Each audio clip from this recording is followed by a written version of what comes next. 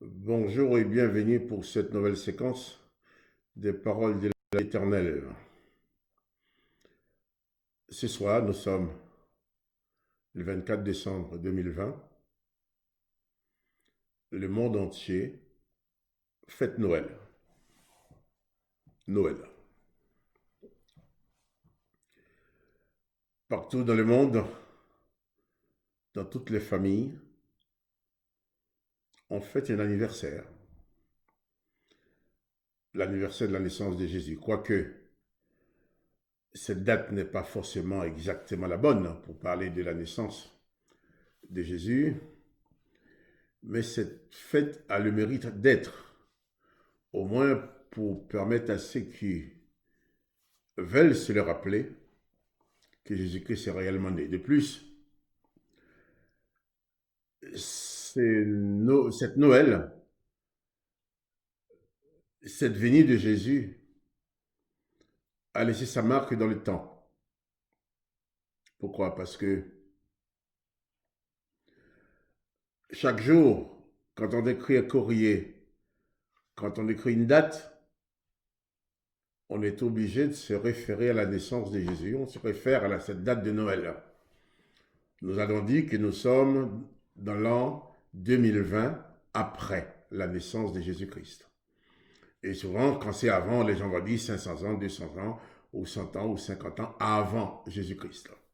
Donc, c'est pour dire que cette présence de Jésus-Christ a laissé cette marque indélébile dans les temps. Donc, c'est à bonne raison que toutes les familles se réunissent pour fêter cette naissance. Quoique,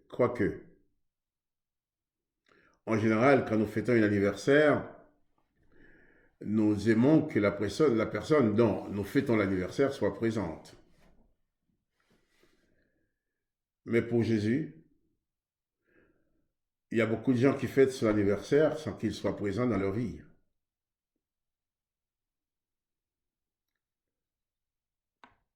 On dit que Noël, en général, on dit que c'est une fête des familles. C'est une fête pour que les familles se réunissent, qu'ils se fassent des cadeaux, pour qu'ils se souhaitent joyeux Noël.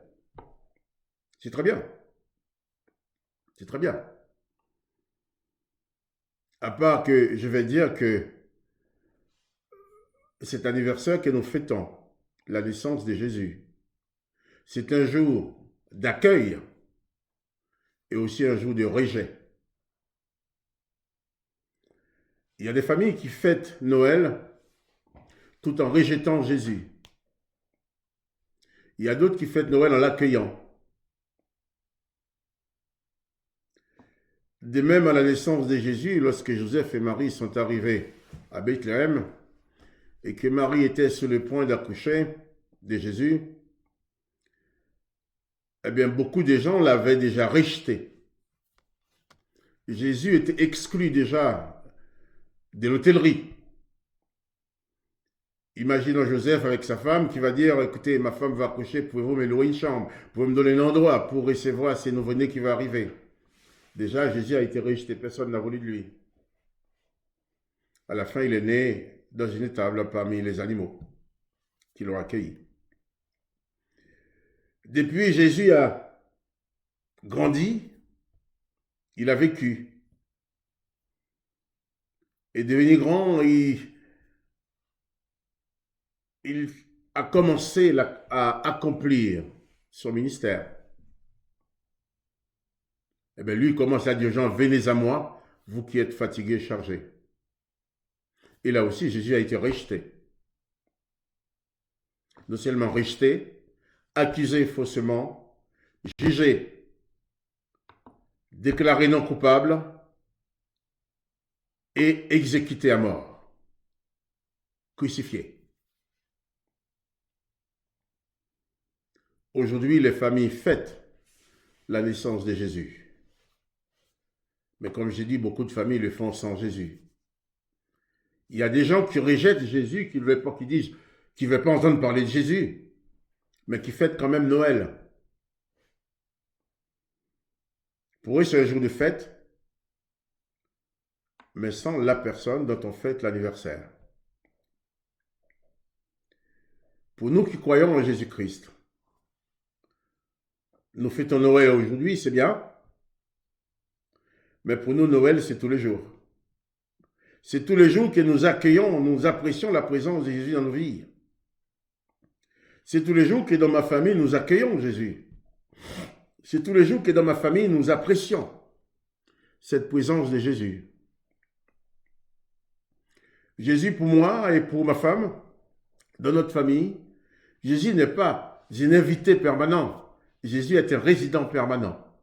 Il réside dans nos cœurs, réside dans nos vies. Et comme Jésus est encore le messager de la paix, eh bien, c'est cette présence de Jésus qui apporte la paix dans mon cœur, la paix dans les cœurs de ma femme, qui apporte la paix aussi dans notre foyer. Comme Jésus était aussi le promoteur de la grâce, eh bien, c'est cette présence de Jésus aussi qui apporte la grâce dans notre famille, qui fait que ma femme et moi, nous vivons dans la grâce. Mes enfants et moi, nous vivons dans la grâce. Parce que Jésus est présent. Jésus est aussi, c'est lui la source du pardon. C'est lui qui pardonne sans condition. C'est celui qui, en mourant sur la croix, a accordé le pardon à ceux qui étaient en train de les tuer. Les familles ont raison de fêter cet événement-là. Mais ça aurait été tellement mieux que ces familles-là reçoivent Jésus. C'est Jésus qui est mort, qui a ressuscité, qui est monté au ciel et qui continue à dispenser sa grâce par son Saint-Esprit dans la vie des hommes et des femmes sur notre terre. Eh bien, ce serait bien que tous ceux qui fêtent Noël reçoivent réellement dans leur vie les Jésus de Noël. Tous ces foyers qui fêtent Noël reçoivent les Jésus de Noël, en sorte que dans chacun de ces foyers puisse régner la paix que donne Jésus, la joie que donne Jésus, le pardon que donne Jésus. Et que ces personnes puissent vivre en harmonie, comme Jésus nous a dit, de nous aimer les uns les autres comme il nous a aimés. Noël, c'est une fête d'accueil. On accueille les gens. Mais ce n'est pas tout d'accueillir ses cousins, ses cousines, ses frères, ses sœurs, ses amis. Ce n'est pas leur anniversaire, c'est l'anniversaire de Jésus. C'est Jésus qu'il faut accueillir en premier. Puisque c'est de lui qu'il est question. Ouvre ton cœur à ce Jésus de Noël. Noël, ce n'est pas seulement une affaire de manger et de boire. Qu'on mange, qu'on boit en faisant la fête, c'est bien, il n'y a rien de mal dedans, c'est formidable. Mais si on oublie l'essentiel, Jésus lui-même, c'est Jésus qui t'appelle aujourd'hui. C'est Jésus qui veut résider dans ton cœur, dans ta vie, dans ta famille. C'est Jésus qui veut faire partie de ta vie pour t'apporter la paix. Il y a beaucoup de foyers qui sont divisés. Il y a actuellement beaucoup d'hommes et de femmes qui sont assis ensemble en train de manger au sein de leur famille, mais qui ne s'entendent pas. Qui ont des pensées, des haines ou de rancœur en eux. Qui ont aussi des douleurs, des gens qui ont été meurtris dans leur famille, qui sont là quand même à table face à des personnes qui leur ont infligé des meurtrissures, qui leur ont infligé des douleurs. Et tous ces gens-là, Jésus les appelle, Jésus les aime. Jésus dit, venez à moi, vous tous qui êtes fatigués et chargés, et je vous donnerai du repos. Oui, le repos. Le repos de l'âme. Des fois, on sent qu'ils sont encore fatigués, plus on se repose, plus on est fatigué. Pourquoi cette âme qui anime les corps est fatiguée? Parce qu'elle n'est pas nourrie.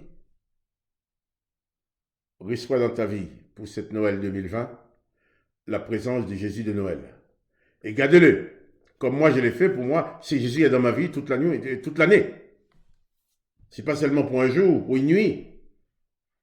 Il est toujours présent. Et c'est celui qui apporte la paix, qui apporte la joie dans ma vie, même dans les difficultés, qui me soutient. Que son Saint-Nom soit béni. Alors, et toi? Veux-tu accueillir dans ta vie le Jésus de Noël?